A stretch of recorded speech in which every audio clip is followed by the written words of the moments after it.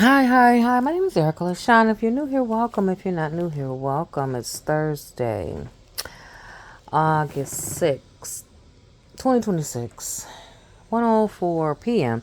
So I'm getting back to the the naked guy that jumped off the Brooklyn Bridge the other day. Yeah, if you want to know, I want to know. So, New York Post, because I did a little short with the visual. So you can see him like jumping off and he's naked or whatever. So the New York Post posted it on August 3rd, 2026. And the headline was "The Surprising Reason Why Brooklyn Bridge Naked Nut Job May Have Survived Overwhelmingly Fatal Plunge." Which I want to know, because doing something like that, it's like concrete, I heard. Once the body hits the water, it's like hitting concrete from a certain distance. All right. Published by Chris Nesi, Nesi.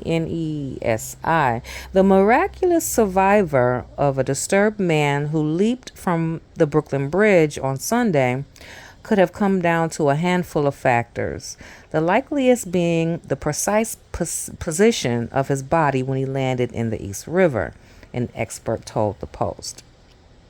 It's Daily Post. I keep saying Daily News, Daily Post, Daily Post.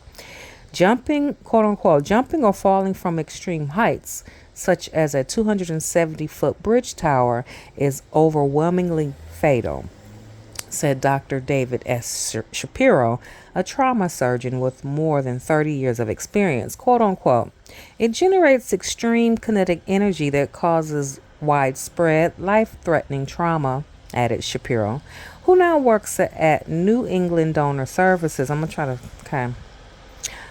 This is his name, Galipson Abigadave, Galymzhan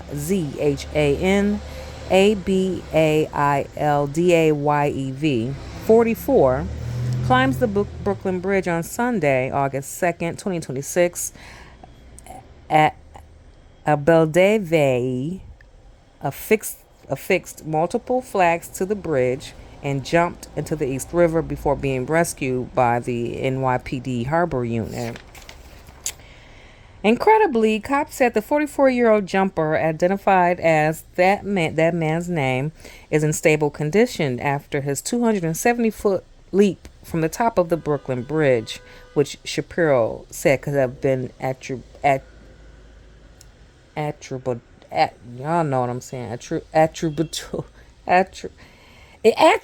to the several variables, though not many of them likely. Y'all know what I'm saying.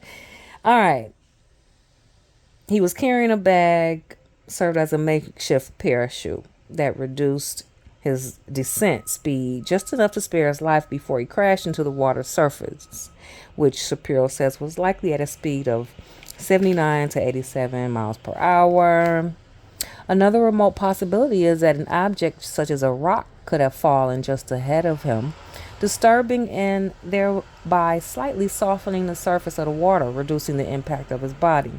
Shapiro points out that there's absolutely no evidence that either of those conditions existed, noting the guy's best and most likely chance of survival was his body's position when he entered the water. Okay, and come on. It goes all into it. He survived. Okay. He was quickly fished out of the river by Harbor Unit cops and rushed to Bellevue. Somehow in stable condition, he was charged with reckless endangerment, making graffiti, public lewdness, criminal trespass, and disorderly conduct, the police announced on Monday. Okay, that's it. Quote unquote, last line. You can also have a fall and survive and die days or weeks later from the injuries. Okay. I just wanted to know. All right. And he was naked. Why? I'm sure some mental health issues in there. Okay. My name is Erica LaShawn. Please like, share, and subscribe. Thanks. Bye.